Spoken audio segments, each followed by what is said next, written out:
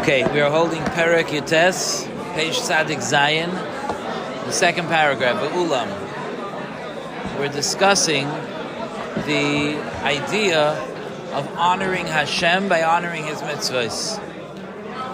And the Ramchal wants to give us some examples of the extent of the sensitivity that we have to treat the mitzvahs of Hashem with honor. So he says, Ulam, however, before he's saying however, because until now he was talking about not treating things with kavod. It says, Chachamenu zechroinam levracha hizhirunu. Our Chachamim have warned us lehisnahig hepech ze ba'avoda, to act the opposite of this. That was to act with tremendous kavod in serving Hashem. Va'amru, and they said, Be'inyan mayim shenizgalu. They said when it comes to the idea of mayim shenizgalu, water that was left open, so you don't know what got into it. Shelo yisanenem b'misnenes, that for the purpose of the mayim on the mizbeach, for the purpose of mayim that's relevant for avoda, you shouldn't filter it. You shouldn't put it through a filter. It has to be water that there was not that there was something, maybe something got mixed into it and you had to filter it. But water that's me'ikara is never needed to be b'misanenes. Mitam, and the reason is Emer de Amri lehedyet. When do we say that you're allowed to drink water that was left open if you filter it? That's true for a regular person. When you're filtering it for yourself. So then you could say, okay, I assume that it's clean and kosher and safe. L'gavaya mika omar lesley. Mika omar, do you say the same thing about the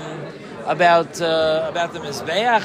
Lesley hakrivei no lepechosecha. Does he not hold of this issue that you don't bring something that's less than perfect to the mizbeach? Something you have to clean up? You don't bring to put on the mizbeach? Re'ena, he says, the Ramchal says, take a look. Machi sorin yesh b'mayim shenistanenu. What's the problem? It's filtered water. What's the problem? Ukvar mutarim heim lehedyet. A regular person's allowed to drink it. Va'afilu hachi asurim heim legavaya. But still, it's usher to use on the mizbeach. Mishum she'enoi derech kavod, because it's not a derech kavod. It's interesting, because in the Karbanos it describes. Can I have a siddur for a second? Karbanos. That we say in the end of davening, let's say on Shabbos morning.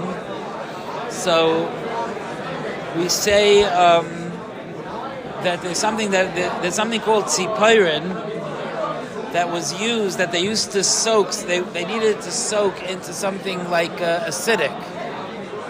Sheshayrim v'yasat tzipirin kadesha tehei aza, so it should be strong. So the Medrash says v'haloi me'raglayim yafin lo. You could use urine, is also acidic. Elo she'ein machnisin me'raglayim ba'azara v'pnei hakavod. It's not honor, it's not dignified to bring me'raglayim into the azara. The place can bring, very, very interesting, in the halachas of karbanos, in the end of davening, the place can bring, there's some shittas that hold that me'raglayim is not urine, it's not me'raglayim. It's something that because of certain similarities to me'raglayim was called me'raglayim. But since it's called that, you don't bring it into the azara mipnei hakavod. It's just, the association is not good. When we're dealing with the Rabbeinu Shalom, it's the top of the top of the top, the purest of the pure, the most dignified of the dignified. And even something that has something negative attached to it, we don't do. Everything is b'derech kavod. We act in a kavodic way. Va'amru oid b'sefri. The Sefri brings v'chol mivchar nidreichem. It says the choicest of your nidarim. Nidreichem are the karbanos that you said you would bring. But you don't just bring a carbon, you bring from mivchar, from the best. So if you have to bring a carbon, you look at what the best stuff is. It's an interesting thing. People donate things to shul sometimes, like donate it to your house. The used one keep in your house. Give the new one to the shul. What? That's right. Only bring from the best. Ukvar motzanu Kayin veHevel. We see that this played out in the story between Kayin and Hevel, that Hevel hevi mibchayros tzaynai umeichel veyan. Hevel brought from the best of his sheep, from the fattiest, from the most desirable of his sheep. The Kayin min apsailas mibriyo adam. A Kayin brought from the cheaper stuff, from the less choice. And Kipirusham Zecharnim Levracha, like Chazal explained, Ma olo bahem, what ended up happening? Vayisha Hashem el Hevel v'el minchasai. Hashem turned towards Hevel and to his mincha, v'el Kayin v'el minchasai lo yisha'a. But to Kayin and to his mincha, Hashem didn't turn. Hashem wants to see dignity. Hashem wants to see kavod. Hashem wants to see that when it comes to a yantif, or to a Shabbos, or to a tefillah, or to a Beis HaKnesses, you get the best.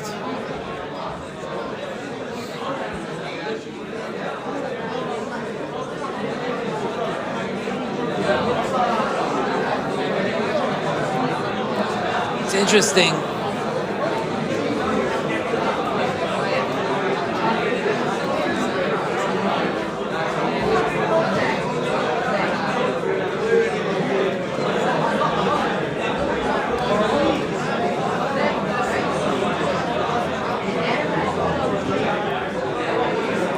You know, I was mentioning last time this idea that, of like wearing Shabbos clothes on Shabbos. I once had one of my mispalim, he's not alive anymore, but it was very, very interesting, because I read a lot of books, not Dafka Svarim, I read books.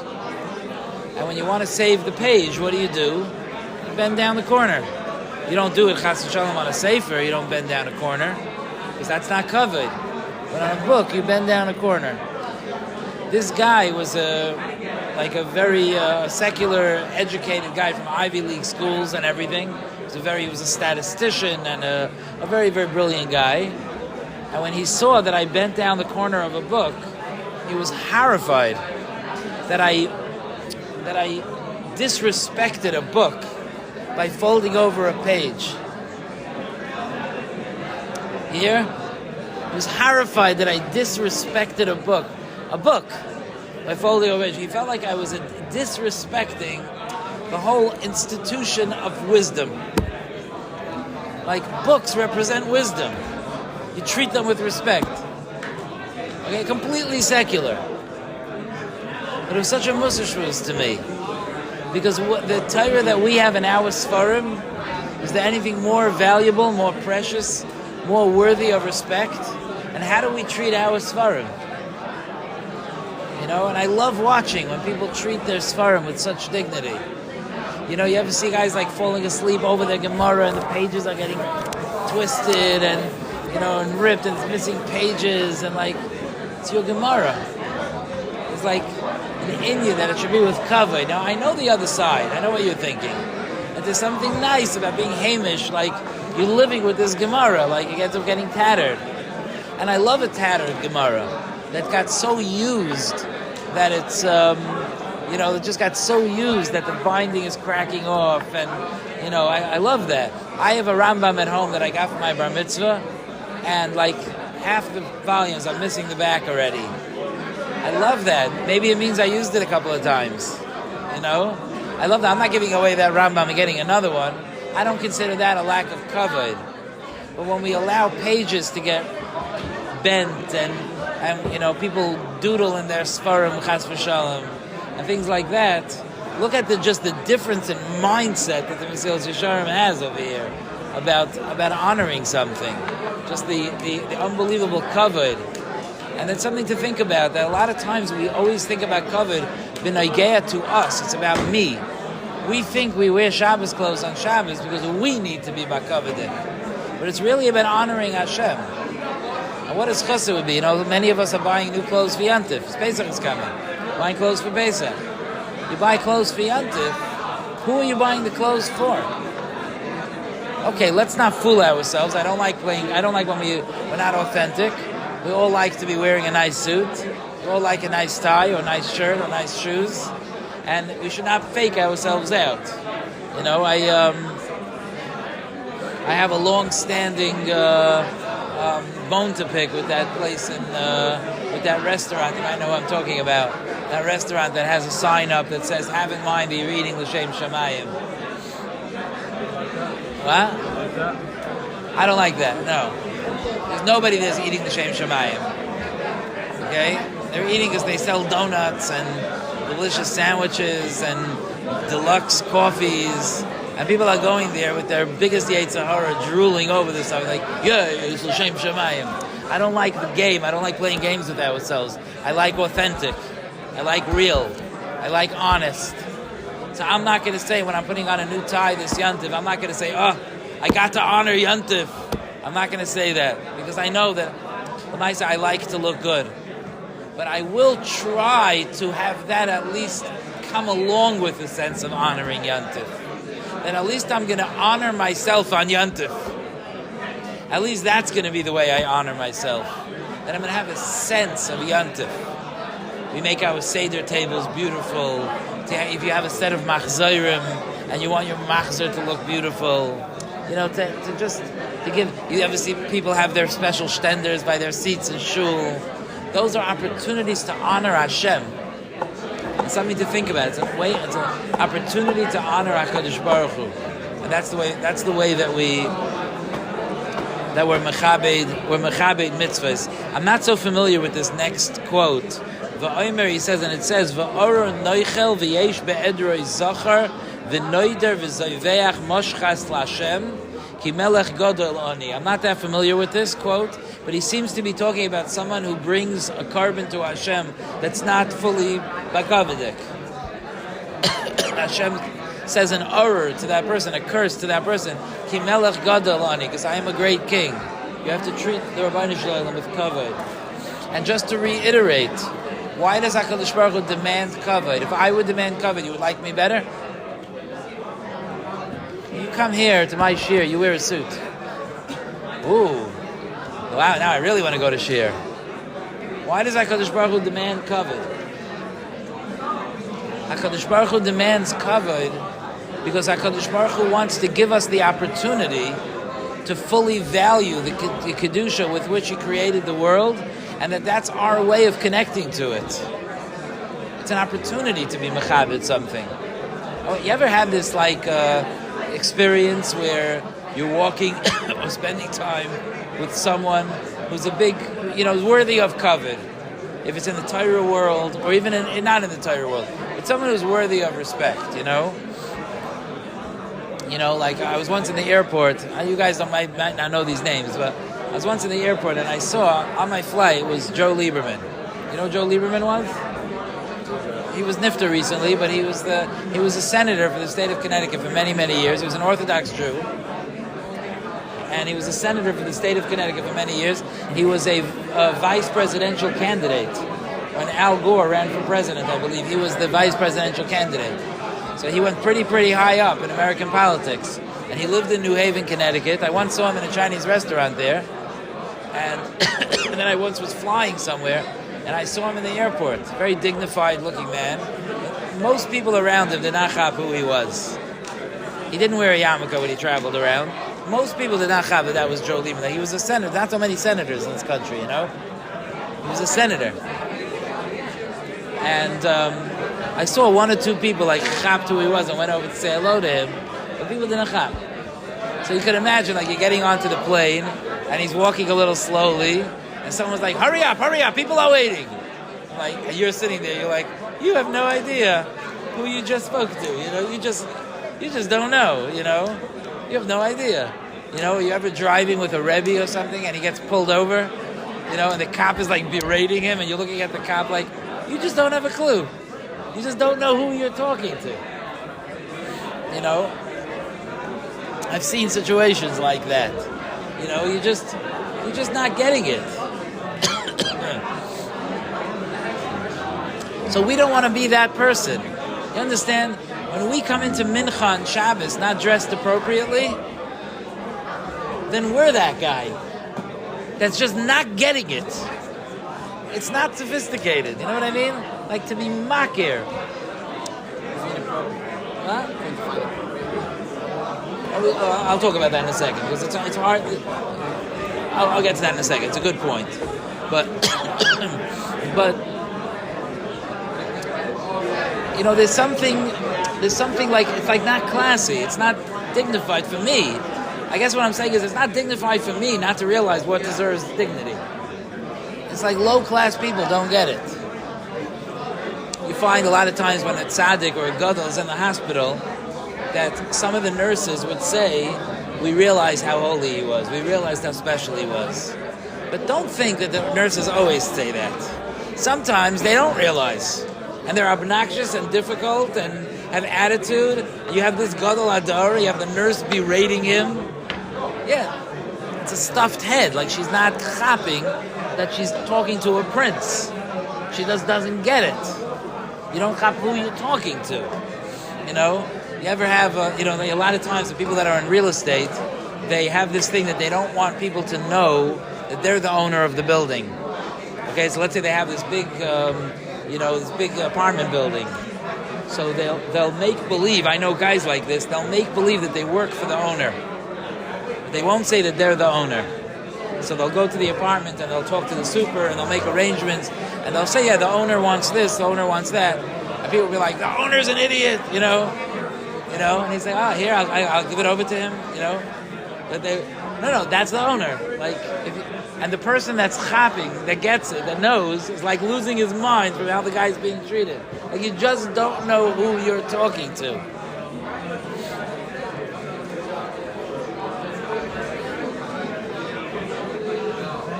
My wife was one time passing by my yeshiva when we lived in Eretz Yisrael, and she saw someone coming down the steps, and she screamed up to him if he knew where Rabbi Sonnenschein was. And when my Rosh Yeshiva came the rest of the way down the steps, she felt a little stupid, like maybe he wasn't the right guy to be screaming, "Hey, do you know where?" Maybe he wasn't the right guy. If you knew him, he for sure was not the right guy. Okay, but we do that. We do that when we walk in inappropriately dressed for Mincha and Shabbos. Then we're doing that. We're just not getting it. It's not respectful to us not to get it. We're not getting it. So what's considered respectable for Shabbos Mincha? Hat and tie. What? Hat and tie. Okay, so you're assuming that we wear a hat. You wear a hat on Shabbos? For me, it would include a hat and tie. I think that deciding what's considered appropriate dress for Shabbos, that's something that each person has to know based on himself. Seriously, based on himself and where he davens. In other words, if the way that I dress for myself is considered dressing down in the place that I'm davening, I should consider dressing up. Because if it doesn't look respectful to Shabbos, then it's not respectful to Shabbos. So I should consider that. But I would say this. I would say that when it comes to Shabbos Mincha, I see it all the time. Like, people that wear a tie Shabbos morning, they're not wearing a tie by Mincha. People that are wearing a white shirt Shabbos morning, sometimes they're not wearing a white shirt by Mincha. The idea of why is it only Mincha? That something's wrong with that thought process. It's only Mincha. Mincha is the holiest prayer of the day. It's only Mincha. You're standing up, and you're going to visit the Melech. Only Mincha. So what I would say, Michelle, is I don't care how you decide that you should dress for Shabbos. But however you decide that you should dress for Shabbos, however you come to this conclusion within yourself that this is where you're up to in terms of honoring Shabbos, do the same thing by Mincha. Be consistent. I think that that's a reasonable thing to say. A tefillah is a tefillah. So maybe I'm not up to, wearing an expensive suit on Shabbos or a hat or this and that. Maybe that's not my world or my Messiah or just where I'm up to. Even maybe it's something that I'm thinking that maybe later in life I would do, but I'm not up to that today. Okay, fine. A person has to do what he's up to. A person has to be authentic. But one thing we could teach ourselves is that whatever is considered authentically honoring Shabbos and honoring Hashem, I should do throughout Shabbos. Should someone underdress during the weekday so they can upbring Shabbos that much more. It's interesting that you say that. One of the things that's hard when you start wearing a suit and tie every day, which many of you may do at some point in your careers, depending on what you do. I mean, if you're planning on working in construction, I guess you're not going to be doing that. But that's your plan? No, I plan on working in construction and wearing a suit and tie every day. With a hard hat. Yeah. Don't wear the hard hat to shul. I wear a black hard hat. But some of us might be wearing a suit and tie as part of their job, and then Shabbos comes. Then what do you wear? Suit and tie. And it kind of feels a little. You feel like you're losing something. Yeah, I wear a kapata now on Shabbos, but for many, many, many years I didn't. It's just recent. For many years I didn't, and it bothered me when I started wearing a suit and tie during the week. The suit and tie during the week is a journey on its own. It was hard. For the first few years I was a Rebbe, I resented it a little bit. And nobody guesses. You're sitting there looking at the Rebbe. Nobody guesses that he's also having a tough time. I struggled with it when I was younger. I struggled with it a lot.